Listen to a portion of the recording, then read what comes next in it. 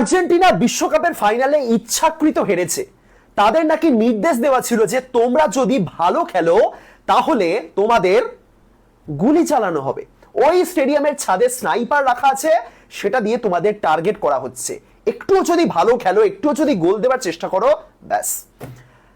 এরকম উদ্ভট কিছু কনস্পিরেসি থিওরি বিগত কয়েকদিন ধরে শুনে চলেছি। দুর্ভাগ্যের ব্যাপার, বড় বড় নিউজ মিডিয়া এরকম টাইপের নিউজ করছে এবং আর্জেন্টিনার সমর্থকরাই এগুলো বিশ্বাস করছে। বিশ্বকাপ ফাইনালের মতো একটা হাই ভোল্টেজ ম্যাচ, সিকিউরিটির ব্যবস্থা তো থাকবেই। আপনি 2022 কাতার ওয়ার্ল্ড কাপে যান, তার আগের ওয়ার্ল্ড কাপে যান, বহু বছর ধরে এরকম সিকিউরিটির ব্যবস্থা থাকছে ফাইনাল ম্যাচে। প্লাস এটা ইউএস এর মাঠে আয়োজিত হচ্ছে, ডোনাল্ড ট্রাম্প মাঠে উপস্থিত আছেন।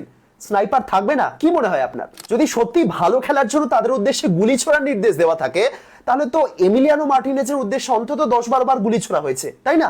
কেউ বলছেন ফকল্যান্ড আইল্যান্ডের বিতর্ক, কেউ বলছেন ড্রেসিং রুমে নাকি অনেক বাক বিতণ্ডা হয়েছে, কেউ বলছেন মেসির বাবা মা সবকিছু জানতেন তাই উপস্থিত থাকেননি তারা স্টেডিয়ামে।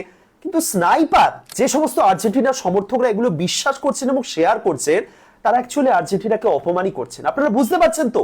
ইচ্ছাকৃত হেরে গেছি মানে এই আর্জেন্টিনা দলের নামের পাশে একটা কলঙ্ক লেগে থাকবে। দলটা 2022-এ চ্যাম্পিয়ন হয়েছে, 2টো কোপা আমেরিকা জিতেছে পরপর, তার মাঝে একটা খারাপ ম্যাচ তারা খেলেছে, আমরা দেখতেই পেয়েছি।